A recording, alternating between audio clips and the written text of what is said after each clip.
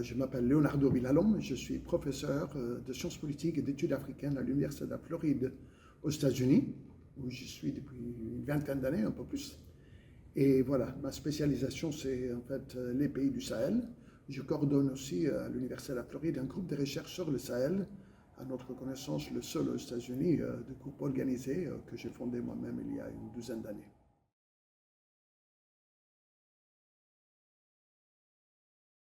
Donc écoutez, je crois que le thème du colloque, c'est vraiment le bilan confisqué, c'est le titre qu'on a donné, mais en fait c'est quel bilan faire du Barkhane.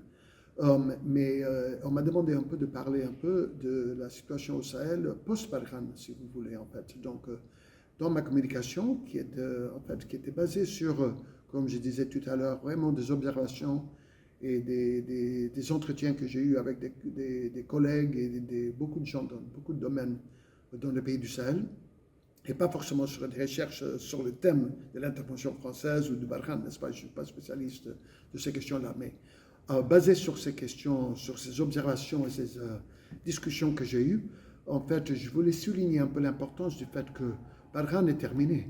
Barkhane est clos, les Français sont partis, mais la discussion autour de Barkhane et les sentiments, mais surtout le sentiment anti-français très fort qui existe dans la sous-région, est central à l'actualité politique. Je voulais souligner en fait que les acteurs sont en train de voir un peu cette expérience historique maintenant, cette expérience de Barkhane, de l'intervention française, la mémoire de cette intervention et le discours autour de cette intervention comme un utile politique dans l'actualité, que ce soit dans les contextes électoraux, des contextes des élections, ou dans les justifications des juntes qui essaient de rester au pouvoir, ou les opposants qui essaient de critiquer les uns les autres, etc. Donc, je voulais insister un peu, je soulignais, donner un certain nombre d'exemples, des contextes dans lesquels je trouve que voilà, l'actualité politique est vraiment influencée, voire parfois vraiment encadrée autour de ces questions de le bilan de Barkhane. Qu'est-ce qu'on a subi, qu'est-ce qu'on a vu avec l'expérience de Barkhane?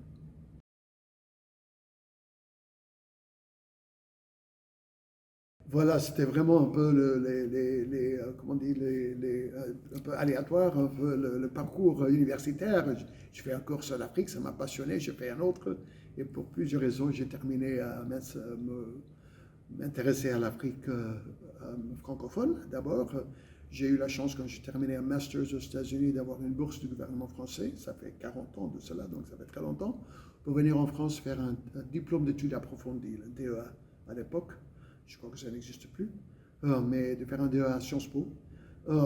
Et donc ça m'a poussé à me focaliser plus sur l'Afrique francophone, qui est mal connue aux États-Unis. L'Afrique est déjà mal connue, l'Afrique francophone a plus forte raison. Et pour plusieurs raisons, je me suis intéressé aussi à l'Afrique musulmane. J'ai fait mon doctorat à l'Université du Texas, à Austin. Il n'y avait pas un grand centre d'études africain, il n'y avait pas du tout même, mais il y avait quand même un centre d'études du Moyen-Orient avec beaucoup de cours sur l'islam, politique et islam, l'arabe, etc. Donc, du coup, je me suis intéressé. Mes premiers travaux étaient sur ces questions de religion et politique au Sénégal et un peu plus après au Mali, au Niger et ailleurs.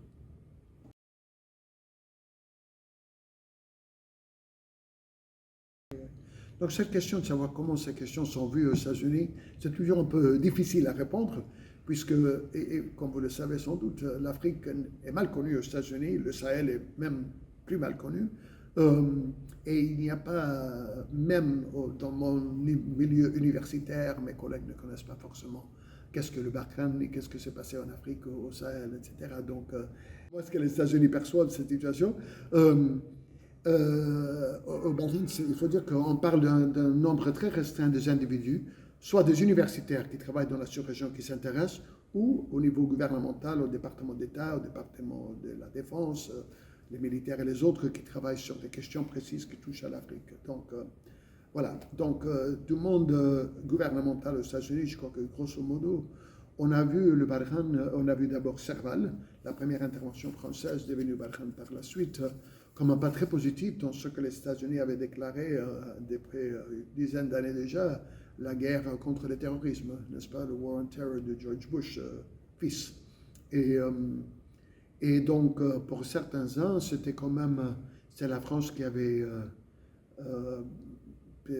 comme pris le leadership de cette front dans la guerre contre le terrorisme. Évidemment, les choses ne se sont pas passées comme on le voulait. De plus en plus, les Américains se sont impliqués eux-mêmes, mais toujours en laissant un peu, je crois que la France guide, que la France passe en première. Et les choses ont changé. Donc, comme j'ai parlé un petit peu dans ma présentation à la fin, là, maintenant les avis sont très partagés aux États-Unis, dans le gouvernement américain.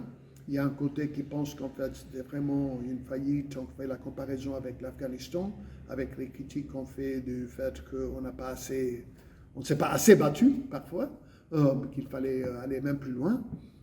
Et d'autres disent en fait le contraire, que la guerre était ingagnable tant qu'on ne s'est pas focalisé seulement sur une solution militaire, puisque les sources et les racines des problèmes de l'insurrection ou des mouvements djihadistes, ils ont d'autres sources, d'autres raisons. Ils sont ancrés dans des sociétés, des économies particulières et qu'il fallait surtout faire face aux problèmes de base. Et donc les avis sont très partagés en ce moment aux États-Unis avec cette intervention, je crois. Par le petit groupe qui s'intéresse, je souligne ça, dans le grand contexte américain, et surtout dans le contexte actuel, nous avons l'Ukraine, la guerre Gaza-Palestine, etc. Ça occupe beaucoup plus la une de l'américaine et les préoccupations du gouvernement que les questions africaines.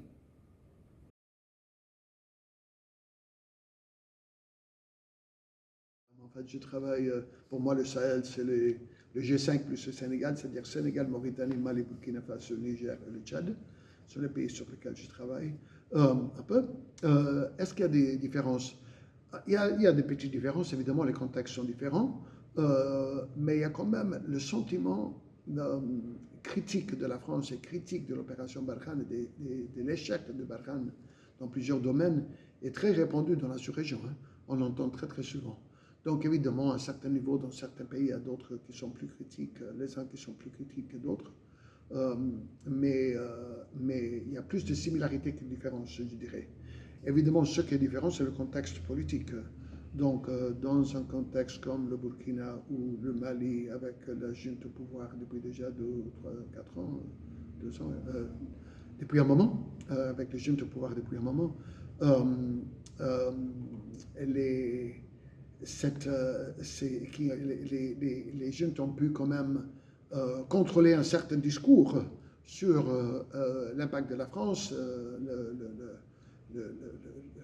l'échec du Barkhane, et un certain discours qui maintenant il contrôle. Bien sûr, il y a des opposants à ce discours-là, il y a des gens, il y a des tentatives, il y a quand même une certaine répression des contre-discours, mais il contrôle cela. Tandis que dans un contexte comme le Sénégal, qui vient d'avoir une élection où des jeunes sont élus contre toute attente il n'y a pas très longtemps, donc c'est-à-dire quand même un changement de gouvernement au Sénégal, c'est un contexte tout à fait différent. Donc bien qu'il y a quand même ce sentiment anti-français, anti-Barkhane, l'usage politique est assez différent. Donc voilà, donc c'est pour dire que les sentiments sont assez similaires, mais l'utilisation de ces sentiments-là comme utile politique ou comme ressource politique varie selon un contexte et l'autre.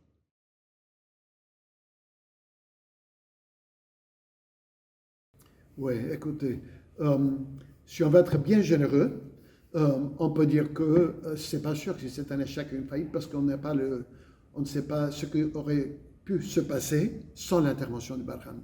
Donc, c'est vrai qu'on avait des scénarios qu'on envisageait, en fait, qui semblaient très crédibles après l'intervention Serval en 2013, ce que si la France n'était pas intervenue, les djihadistes auraient pris Bamako et on aurait un État islamique au centre du Sahel, etc. Donc, est-ce le cas? Est-ce que c'est vrai ou non? On ne sait pas, parce qu'en fait, on ne peut pas faire comment dire, le contrefactuel de l'histoire. Très, très généreux, on va dire que le Barkhane peut-être a réussi à empêcher que les choses tournent même pire de ce qu'elles ont tourné.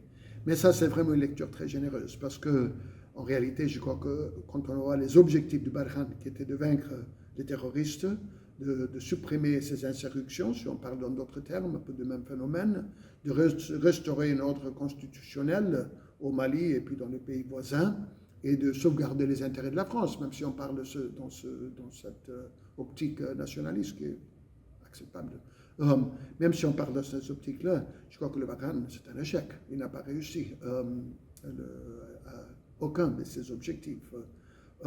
Donc, voilà, c'est très difficile, mais je crois que, comme je disais, si on veut être généreux, on peut trouver une formule.